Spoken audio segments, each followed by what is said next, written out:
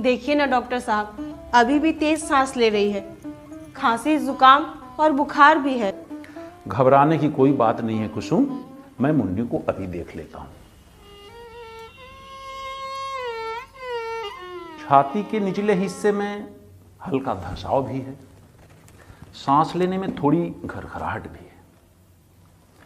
मुन्नी में न्यूमोनिया के लक्षण साफ दिखाई पड़ रहे हैं। अच्छा हुआ समय रहते प्रतिभा तुम्हें और तुम्हारे बच्चे को स्वास्थ्य केंद्र ले आई। जी।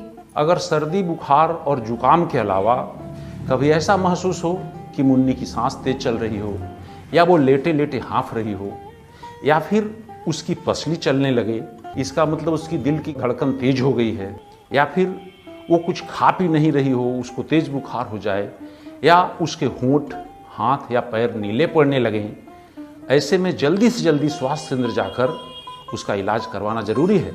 ऐसा न करने से या देर होने से मुन्नी की जान को खतरा हो सकता है।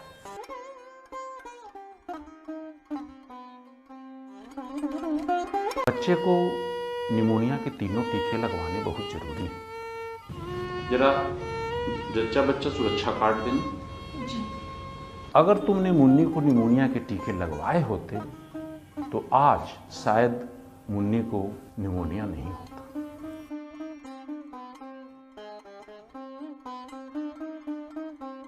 मैं तुमको एक एक करके निमोनिया से बचाव करने के बारे में बताने जा रहा हूं। क्या तुम मुन्नी को हाथ में लेने से पहले अपने साफ सफाई का ध्यान रखती हो? रखते तो है डॉक्टर साहब। क्या तुम शौच के बाद, खाना बनाने या बच्चों को खाना खिलाने से पहले साबुन से हाथ धोते हो? या फिर मुन्नी अगर कभी कभी खुद ही खा लेती है तो उसका हाथ साबुन से धोती हो?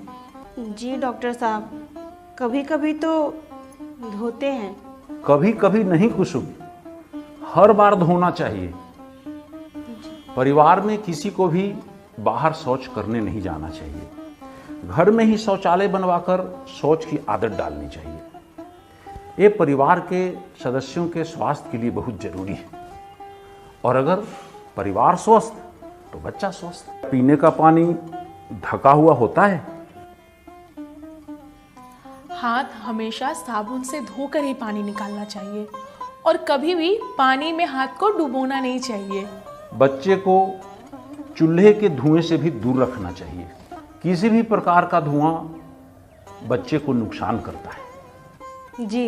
इन सब बातों के साथ साथ घर की साफ सफाई का भी पूरा ध्यान रखना चाहिए। गंदगी सांस के साथ या बच्चों के खाने के साथ मुंह के अंदर जा सकता है और वो बीमारी पैदा कर सकता है और इससे निमोनिया हो सकता है। नहीं नहीं डॉक्टर साहब, आज से मैं इन सब बातों का पूरा ध्यान रखूंगी और मुन्नी के लिए सब कुछ करूंगी। अब ये दवाई मैंने लिख दी है, जाकर ले लो। मुन्नी को उसकी उम्र के हिसाब से खाना देना जरूरी है। इससे वो कमजोर नहीं होगी और जल्दी ठीक होने में भी मदद मिलेगी। और अगर मुन्नी खाना नहीं खा पा रही हो तो खाना को बांट बांट कर थोड़े थोड़े देर में खिलाएं। मुन्नी को ज्यादा से ज्यादा पानी पिलाना और आराम करवाना।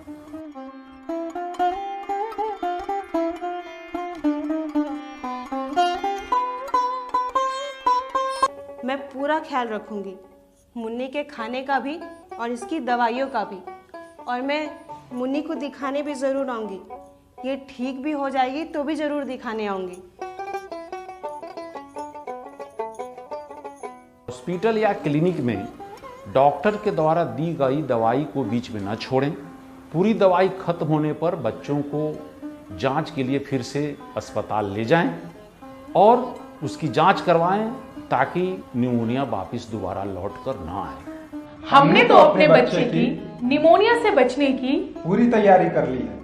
सबसे पहले निमोनिया के लक्षण को पहचान लें और इसका पता लगने पे तुरंत बिना देर किए हुए किसी स्वास्थ्य केंद्र के डॉक्टर से जरूर दिखवाएं।